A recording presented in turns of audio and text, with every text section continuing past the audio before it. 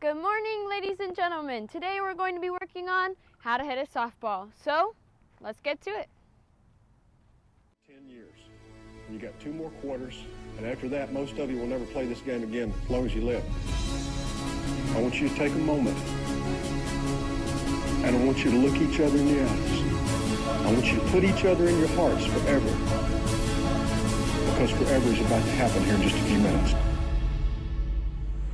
I got my fans in the stands, my team on my back, my family in my heart. I put my city on the map. See, I'm cool with my school, but I know I can do better. I checked the mail yesterday and not one college letter, not one college offer after all this hard work. I'd be telling you a lie if I said it didn't hurt. So how do I stay focused in this game called life? And do I have a fair chance when this world's so shite? See, we all pay a price. I got some things on my mind, but I need to regain my focus, cause it's game time. Give all, leave nothing. In the end, I gotta choose. Clear eyes, full heart, I can't lose. Clear eyes, full heart, can't lose. Okay, so the first thing you need to know before choosing what bat to use is you have to figure out what length of the bat you're going to use. So basically what you can do is you put the bat on the floor like this, and you get your palm and you stick it at the knob of the bat, and you stand up as straight as you can, and if this is comfortable to you, then this is the correct length for you. Now, on my partner, he can do it, and if you notice, he's a little awkward. He's like tilting to the side, which means this bat length is too short for him. So he'll need a longer bat. Now the other thing is weight. What weight of the bat do you need? So if you hold out the bat like this, you should be able to comfortably hold the bat out for about 30 seconds without struggling. And this will help you decide whether the bat is too heavy or perfect weight. So on my partner, he can hold it out for about 30 seconds, which means this weight for him would be perfect. And that is how you determine what type of bat to use. Okay, so the next thing you want to do before stepping up to that plate is finding a helmet that fits you. Now, the best helmet is going to be one with lots of padding, with no rips, no tears, and something that's really going to fit snug on your head. So I'm going to have my partner try this on. Take off your hat. And if he shakes his head a little bit, you can see that it's a little wobbly, but it's pretty much good because it's not falling down or anything like that. But there is a trick. If he puts on a hat, he can tighten it up and it'll fit much better. So put back on your hat.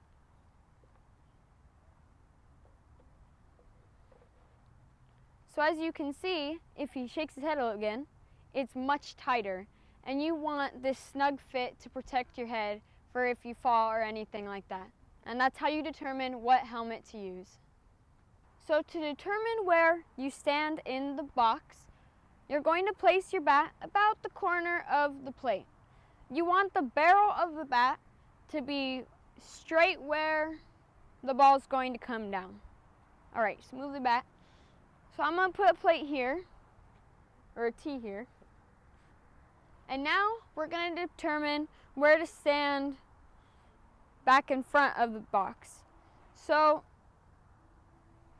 when swinging, the ball should be right out in front of you. So if he were to swing, he's too far up. He needs to scoot back more. Not this way, this way. Yeah, now scoot up. There you go. Because the barrel of the bat should hit the ball right there. Okay, so now that you have that, we have to determine whether you have a fast pitcher or a slow pitcher, because not all the time the ball is going to be right here. So if you have a faster pitcher, you typically want to stand in the back of the box, because this gives you more time to think about your swing and really hit the ball. Now if you have a slow pitcher, you can move up to the front of the box, because you don't need that much time. The pitch comes slow, and so that part of the box is perfect for you. But if the pitcher is about in the middle, then you'll stand in the middle of the box. And that's how you determine where to stand in the box. All right, so now let's talk about how we actually stand and swing the bat.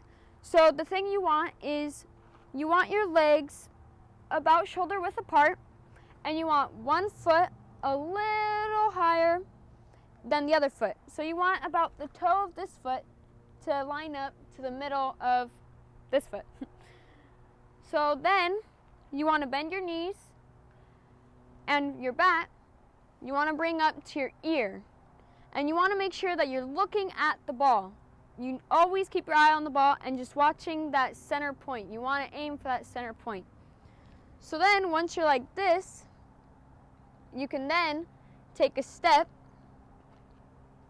and you throw your hands at the ball, and then you swing and pivot your hips. In softball, the power is in your hips, so make sure you really twist your hips and fully throw your hands and make contact with that ball. So I'm going to show you it again. So you're going to stand like this. Remember, about shoulder width apart, your foot lined up, your hands about your ear. Then you're going to take a step, throw your hands down at the ball, take a step, throw your hands, then you're going to twist and bring that bat straight forward like that. This part of the bat should be making contact. The barrel of the bat should be making contact with the middle of the ball. So let's do that one more time. Throw your hands, take a step, pivot your hit, barrel of the bat hits the ball. And that's how you swing the bat to hit the ball. Alright, so let's talk a little bit more about your step and how to fully swing through the ball. So when you're taking a step, it also depends on the pitch. Outside pitches, you're going to want to take your step closer to the box because you really have to reach for it and get it out there. An inside pitch is going to be closer to you, so you have to really take your step back more so you can pull the ball out that way. Your goal when you're hitting the ball is to get it straight down the middle. That's like the best hit you can do. And so by moving your step, that'll help you guide the ball. Another thing is when you go to swing, you want to swing through the ball. So after I turn my hips and make contact with the ball, I want to go all the way through. Now, some people like to let go of the bat, and that takes away power. So always hold on to the bat with two hands, even after swinging all the way through. So let me show you that again. Take your step, you make contact with the ball, then you swing all the way through. You also don't want to open up your shoulders, because if you open up your shoulders, the pitcher is going to see that and they'll be like, I could throw an outside pitch. And if they throw an outside pitch with you opening your shoulders, you'll miss that ball because you won't be able to reach all the way across. So let me show you that one more time. Take a step, make contact with the ball, and swing all the way through. And that's how you properly swing and take your steps.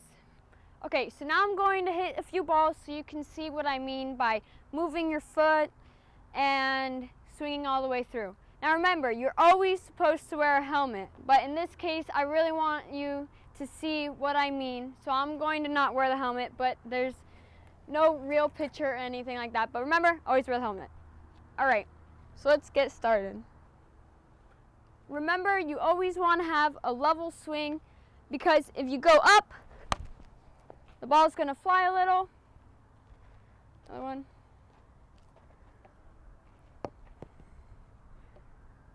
But if you swing down to the ball, it'll hit the floor like that. So remember, swinging up, it'll pop up the ball. And your goal is to keep it on the ground. So swing down. Now remember, if you notice, I'm turning my hips. I'm putting all my force into the ball. Another one.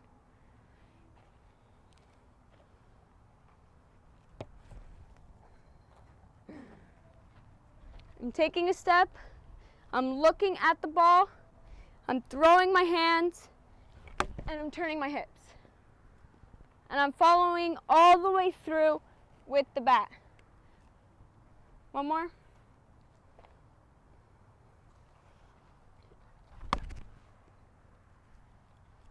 And that is how you properly hit a softball. Okay, just to recap, I taught you how to pick your proper bat, how to pick your helmet, how to swing and truly take that step and where to take that step, where to stand in the box, how to twist your hips, get all your power into the ball. One thing I do want to mention, because I don't think I mentioned it before, is how to line up your knuckles. Now, to get the best rotation in your swing, you want to line up these knuckles like this. So when you swing, your hands can rotate like so. And as long as you have all these key components, you too can be an amazing batter. So, why don't you get swinging?